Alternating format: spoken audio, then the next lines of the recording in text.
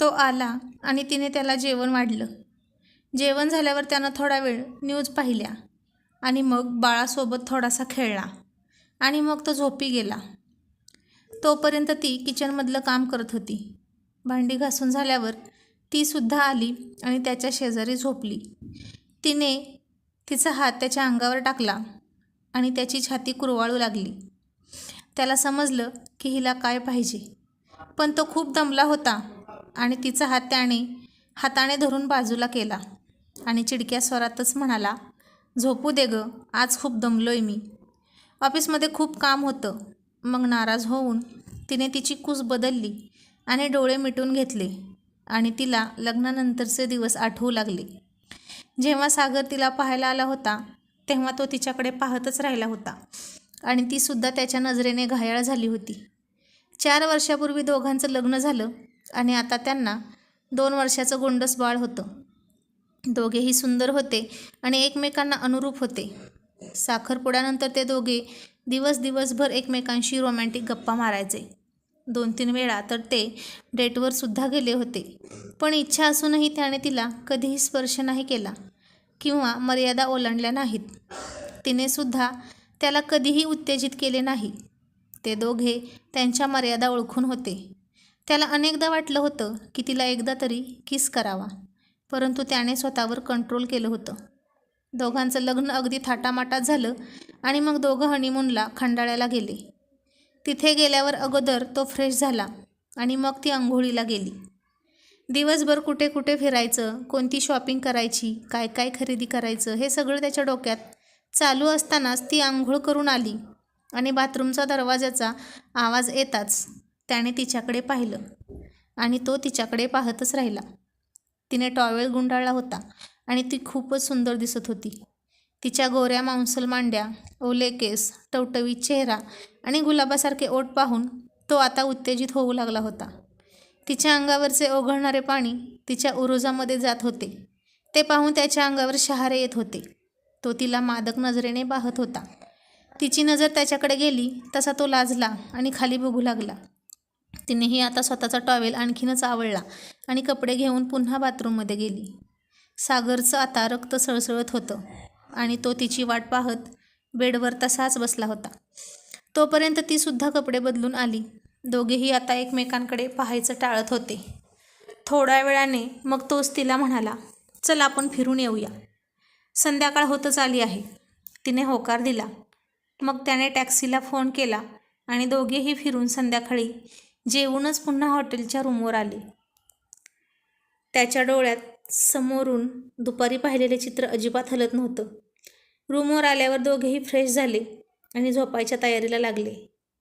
आज पहिल्यांदाच दोघं कोणाबरोबर तरी बेड शेअर करणार होते. दोघांच्याही मनात एकाच प्रकारचे विचार चालू होते. डिसेंबरची ती थंडी होती आणि थंडीची लाटच जणू पसरली होती आणि ते दोघेही थंडीने गारटले होते. दोघांसाठी एकच मोठा ब्लँकेट रूममध्ये ठेवला होता. आता ब्लँकेट अंगावर कोणी घ्यायची या विचारात दोघे होते. परंतु तरीही सागर तिला म्हणाला, अगं तू घे हे ब्लँकेट, मी चादर घेतो अंगावर. तिला खूपच थंडी वाजत होती म्हणून तिने ब्लँकेट अंगावर घेतलं आणि झोपू लागली.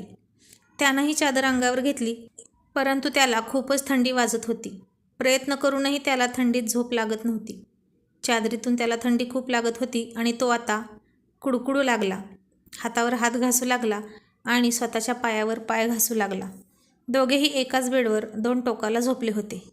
त्याची ती अवस्था तिने पाहिली आणि ती त्याला म्हणाली, अहो तुम्ही पण ब्लँकेटमध्ये या.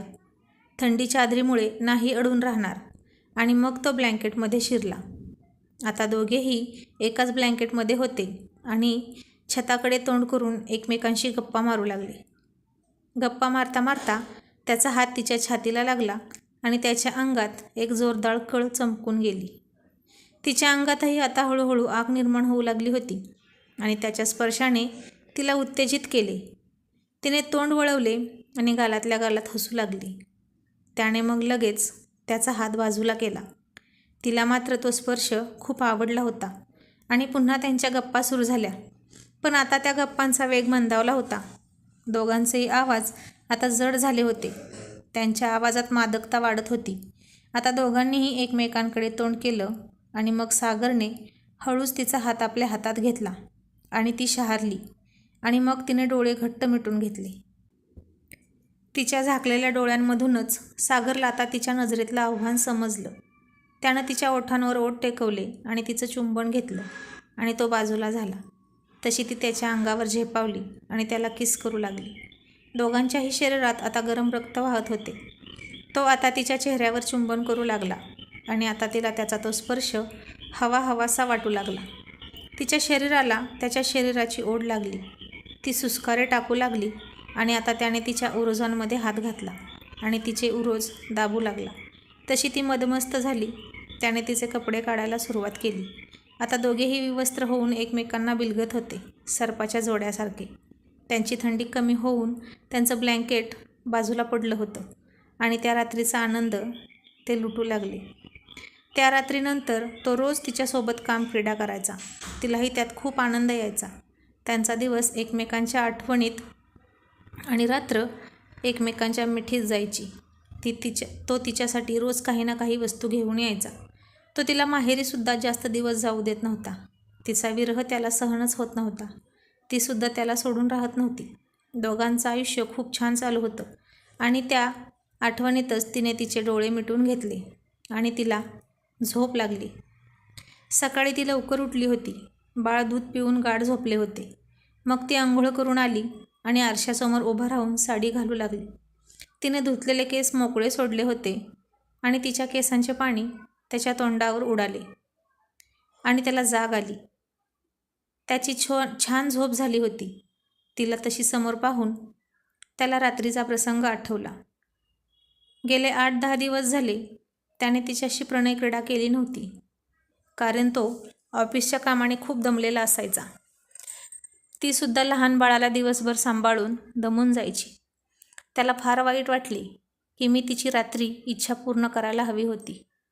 मग तो तिला हाताला धरून बेडवर ओढतो आणि ती त्याच्या अंगावर पडते. तिचे केस त्याच्या तोंडावर आलेले असतात. ते तो बाजूला करतो आणि स्वारी म्हणत कान पकडतो आणि तिच्या गालावर ओठ टेकवतो. ती म्हणते, कशासाठी स्वारी? तो म्हणतो, रात्री तुला नाही म्हणालो त्यासाठी. ती हसून म्हणते, ठीक आहे. मग तो पुन्हा एकदा स्वारी म्हणतो. ती आता आश्चर्याने विचारते, आता का स्वारी? तो म्हणतो, तुला पुन्हा आंघोळ करावी लागणार त्यासाठी. आणि तो तिला ब्लँकेटमध्ये ओढतो आणि तिची साडी काढून बाहेर फेकून देतो. तीसुद्धा बेभान होऊन त्याला साथ देत होती. लग्नाच्या 4 वर्षानंतरही त्यांचं तितकंच एकमेकांवर प्रेम होतं. लोणचं जितकं मुरतं तितकं जास्त चविष्ट लागतं. त्याप्रमाणे लग्न जितकं जुनं होईल तितकी प्रणयाची गोडी वाढत जाते. ते दोघे ती गोडी चाकत होते. कितीतरी वेळ त्या ब्लँकेटची हालचाल होत होती आणि मग ती त्यातून बाहेर आली आणि हसतच पुन्हा बाथरूममध्ये गेली. तो अजून बेडवरच लोळत पडला होता. तर मित्रांनो, आशा आहे की तुम्हाला ही कथा आवडली असेल. कथा आवडल्यास व्हिडिओला लाईक करा, शेअर करा आणि अशाच नवनवीन कथांसाठी आपल्या चॅनलला सबस्क्राईब करा. धन्यवाद.